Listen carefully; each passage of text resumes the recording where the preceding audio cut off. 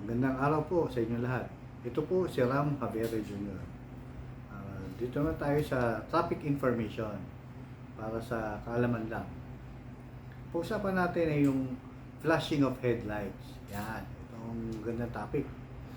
Kung tayo ay dumadaan sa crossroad at gusto mo mauna sa isang sasakyan, kaya tingin mo advantage ka para mauna ka. Anong ginagawa ng sasakyan dito sa atin? Nagpa-flash ka ng light, di ba? So, ibig sabihin, nag-flash ka ng light dahil gusto mo mauna. Diba, ganyan po tayo. Paano kung bumusina ka naman? Ano ibig sabihin ng pagbubusina mo? Diba, ganun din.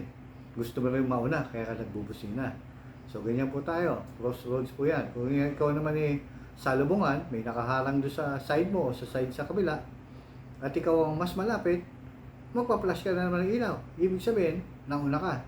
Diba, ganyan po tayo dito sa Pilipinas. Pag nag-flash, ibig sabihin, mauna siya. Paano kung hindi siya nag-flash, nagbusina? Ano yung sabihin nun? O diba, gusto rin niya mauna. Okay, ganito po yan. Yung napunta po ako sa Kosovo, which is Europe. Same standard po sila. Hindi doon sa atin. Meron sila, pareho sila ng East Timor, which is Asia. At Indonesia, napadaan po ako dyan. Napadaan din po ako sa Liberia, which is Africa. Ganun din po ang isa pong sistema ng mga bansa at continental na binabanggit ko. Sa United States, napunta rin po ako sa Los Angeles. Inoobserbahan ko sila. Pareho lang ang style nila. Ang style po nila ay pag sila ay plinasyan ka ng headlight, ang ibig sabihin po nun ay pinapauna ka niya. Europe, Africa, Asia, Amerika. Pag nakita ko nag-flash ng ilaw yung kotse, ibig sabihin pinapauna ka niya.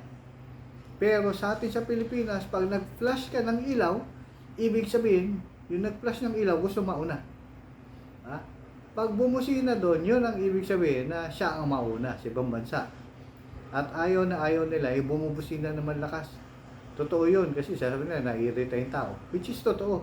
Obserbahan nyo dito, meron nga kayo makikita, may video pa nag-away kasi binubusinahan dahil nakaharang, naiirita yung tao, nag-away na. Ganun kasi yun. Ang paggamit nila ng busina, minsan lang, mahina lang, konti lang. Diba? Ganun lang sa atin, pati may mga gusto mo overtake, pa-flash-flash pa ng ilaw, tapos busina pa. Ibig sabihin, busina, tsaka flash ng ilaw, gusto niya mauna.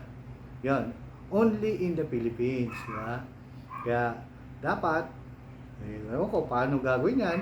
Siguro si LTO, magdalabas yung guidelines. Pag nag-flash ka ng ilaw, ibig sabihin, pinapauna mo yung sasakyan na nasa tapat mo. At pag ayaw mo siyang pagbigyan, bubusina ka lang ng konti. Ganun po ang ginagawa sa ibang bansa. Iba po sa atin, only in the Philippines. Ayaw ko paano natin patatamain. Dapat patamain natin yon. Yun ang dapat ginagawa dito.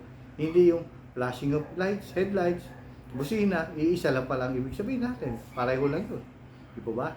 Yan ang pagkakamali natin na dapat gayahin natin sa ibang bansa. Okay lamang po. Magandang araw po muli.